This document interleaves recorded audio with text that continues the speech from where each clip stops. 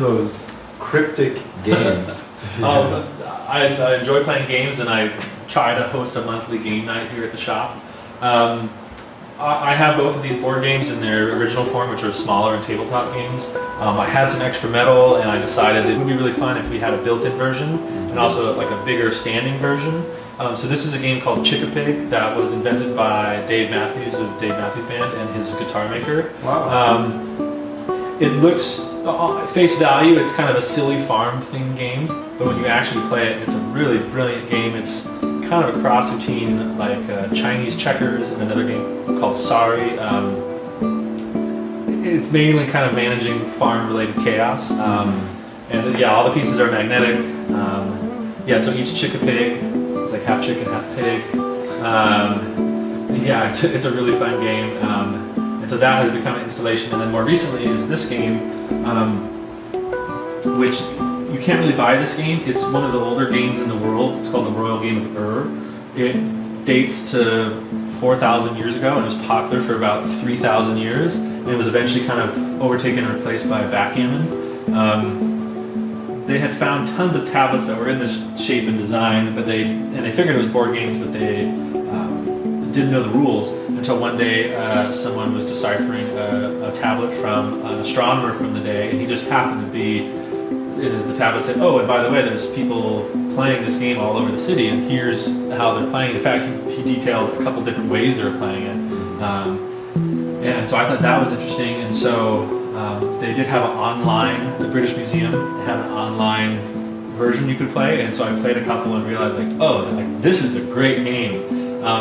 It's not quite as complex as Backgammon. It's a race game, so your pieces, you enter here, and white enters here. And then you race down and you have to cast off. The center row is kind of the battleground. You can knock players off, and it's just whoever gets their players all the way through first.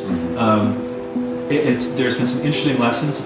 The secret to winning the game is you actually have to lose first. It's better to be behind and have to catch up. It's this unusual advantage from losing. So you actually kind of want to have some players that you need to bring up behind your opponent, because then you can. It ends up being that losing. It puts you in control, and so interesting. Tactically, it's been really interesting. Both of these games I brought to gatherings around the world, handpan gatherings, so people have probably seen me playing them or have played me. Chickapig is really fun. 4 people play. You can play in teams. Game of is a 2-player game. I went undefeated at Hangout UK. I also had the advantage that I was the one who brought the game. But it's really fun, and there are no blowouts on the game of It never fails that it's an exciting finish. Just how the numbers work, it's always like neck and neck. Even if you're way ahead, the person will catch up, or you'll fall behind.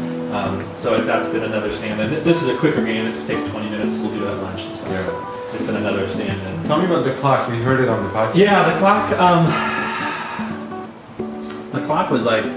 It was. I thought of it in a dream. It was like I almost felt like a fever dream that was really hyperactive, and it was just this idea, like, oh, I could just make a clock, similar to a process in how I make handpans. Like I could just make a clock out of it, and that has very much snowballed into this version that chimes. And we can force it to chime if you want to hear it.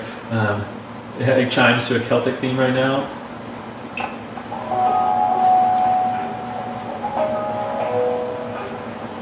Yeah, so it incorporates standard handpan stuff like dimples, and just kind of a simple clock design, and just scratching a creative itch. You know, when you walk into my shop, it is a handpan shop, but it doesn't mean you can't make other things with all these amazing tools. So I get inspired to do kind of side projects. It keeps the energy of the shop fresh.